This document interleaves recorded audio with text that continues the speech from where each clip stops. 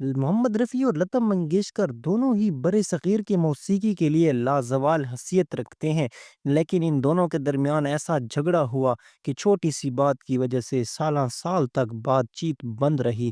یہ کہانی کہاں سے شروع ہوئی اور اس کا اختتام کیا ہوا، آج کی دلچسپ ویڈیو میں آپ کو ہم بتاتے ہیں۔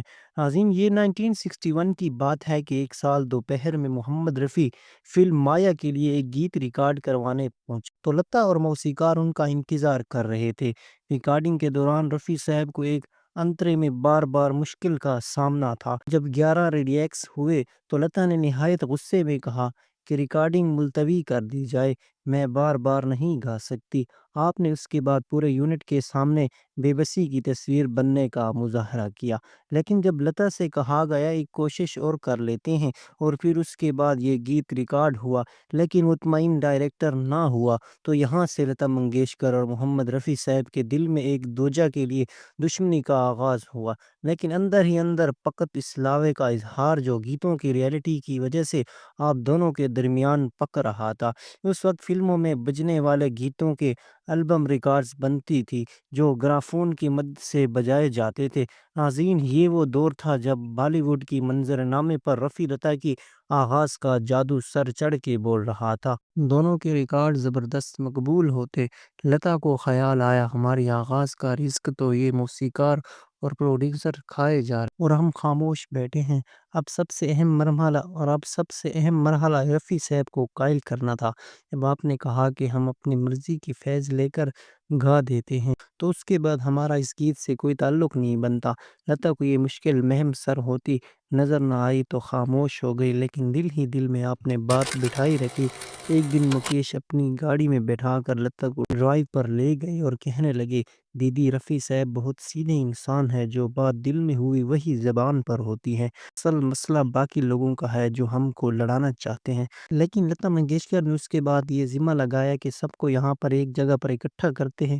اس دوران رفیع صاحب نے ملاقات میں کہا، ٹھیک ہے، جیسے مہارانی کہتی ہیں وہی کر لیجئے۔ لتا کے لیے مہارانی کا لفظ پہلے بھی استعمال ہوتا تھا، لیکن اس لمحے کی نزاکت اور شاید رفیع صاحب کے لہجے کے سبب لتا بگڑ گئی اور بولی، میں مہارانی ہوں تو آپ کون؟ مجھے ایسے کہنے والے رفیع نے کہا، میں آئندہ آپ کے ساتھ نہیں گاؤں گا، اور یہ اجلاس اس تلخ انداز میں اختتام پذیر ہو گیا۔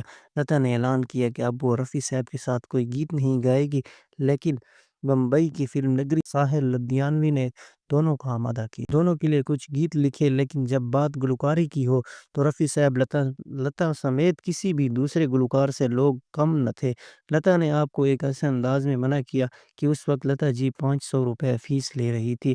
محمد رفیع بھی ہمیشہ ان کے برابر فیس لیتے۔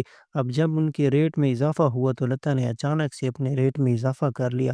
لتا اور رفیع کے درمیان پیشورانہ رکاوٹ بہت بڑھتی رہی۔ جن 3 سالوں میں آپ لوگوں نے ایک ساتھ سر سے سر نہیں ملائے، ان میں سے دوسرے فنکاروں کے خوب لاٹری نکلی۔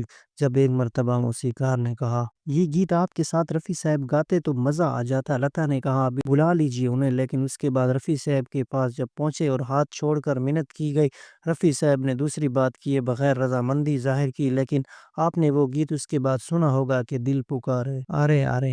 لیکن اس کے علاوہ یہ فلم چونکہ ادھوری رہ گئی تھی۔ محمد رفیع اور لتا منگیشکر کے ایک ساتھ گائے گئے گیت ہمیشہ سپر ہٹ ہوئے، جن میں سن میرے ساجنا تیرے بن سونے نین نین ہمارے، تیرے آنکھوں میں پیار میں نے دیکھ لیا وغیرہ وغیرہ شامل ہے۔